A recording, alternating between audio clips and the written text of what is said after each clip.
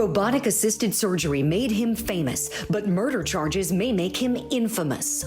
Dr. Ingolf Tuerk was once head of urology at St. Elizabeth's Hospital in Brighton, Massachusetts. Dr. Ingolf Tuerk is not your typical surgeon. This promotional video from 2009 was made by St. E's parent company, Steward Healthcare.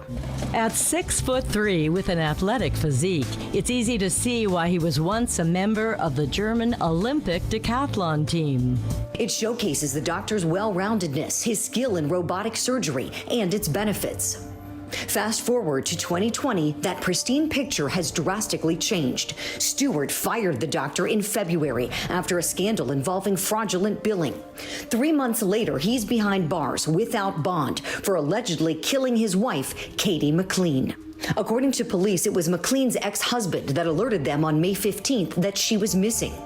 That day, police found Tuerk unresponsive at a nearby residence inn. He was revived with Narcan. Officers observing lacerations on his forehead and wrist, cuts on his arms and legs, consistent with walking through brush. The next day, police say Tuerk confessed to strangling McLean during a heated argument while they were drinking, claiming McLean hit him over the head with an object and he started choking her. Realizing McLean was dead, the doctor reportedly told police he panicked, dumping her body in a nearby pond. According to police and court records, the May 15th incident doesn't appear to be isolated. On December 7th, 2019, McLean alleges she thought she was going to die when Tuerk choked her and slammed her into their headboard. 1 week later, the couple married in Las Vegas. Then on January 11th, McLean alleges more violence, saying Tuerk threw her to the ground after asking if she was cheating. A few weeks later, she filed for an abuse prevention order and reported it being violated on February 5th, prompting police to charge Tuerk. Then, on May 2nd, McLean went to court and asked that her civil abuse prevention order be vacated. She asked prosecutors to drop the criminal case as well, but they didn't, and the judge wouldn't adjust Tuerk's bail conditions to allow him back into the home. But Tuerk went anyway. Now, all those past allegations may become an integral part of the state's murder case if they attempt to establish a pattern of domestic violence being carried out by the once highly regarded surgeon. My question to start all this off is whether or not this 6'3" doctor with the athletic physique, right, is going to claim that he was the victim, that Katie McLean was abusing him and he was just, fighting back. Let's bring in Wendy Murphy. She's a former prosecutor, victims' rights advocate, joining us from Massachusetts tonight. Wendy, great to see you. Do you think that they will attempt to do this? Bring, as he walks into the courtroom, 6'3" German Olympian decathlete is going to say, I was the victim from little Katie.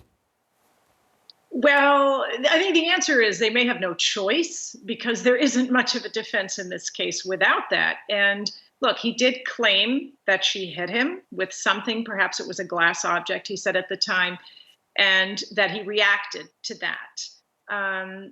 I don't believe there was any evidence of that. Remember, he went to a hospital because when the cops found him, he was unconscious. So he did go to a hospital and they would have examined him and found some kind of injury on his head if he were telling the truth. And if I recall correctly, they did not find any evidence that he hit her. But assume he says that she did something aggressive toward him and hit him in some fashion.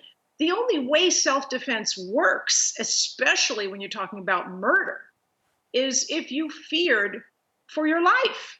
And, no matter what she did to him, unless he thought his life was at risk, he had no right whatsoever under the law to kill her. Now, here's what he might do, though. And again, because this is such a strong case for the prosecution, remember, he confessed. Really what the defense will be going for here is some way to reduce the verdict from first-degree murder, which is what he's charged with now, to second-degree murder, and maybe even manslaughter, although I don't see that happening.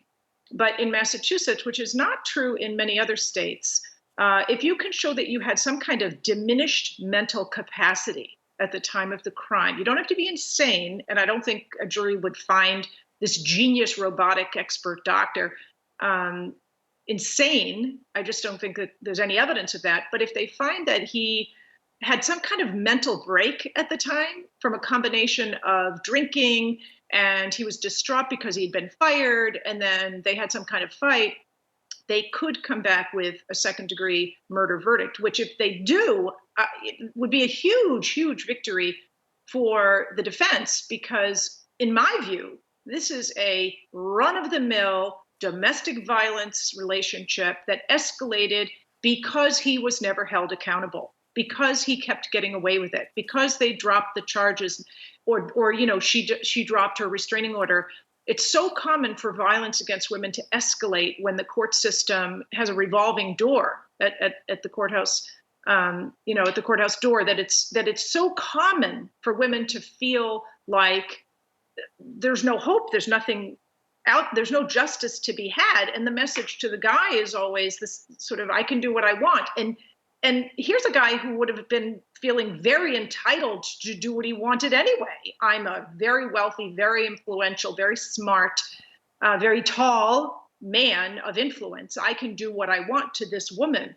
I can read that. I can almost read that just by looking at him and the way he kind of holds himself out there. Wendy Murphy, thank you so much. Always great to see you. You too, Vinny. All right, we'll continue to track this one, folks. Let's take a look at our next court date. We've got a pretrial conference coming up March 4th, 2021, and hopefully at that point we'll get a trial date and see if it's on track up there in Massachusetts. But sometimes things take a while up there. It's not the fastest place where trials are actually heard. All right, when we come back.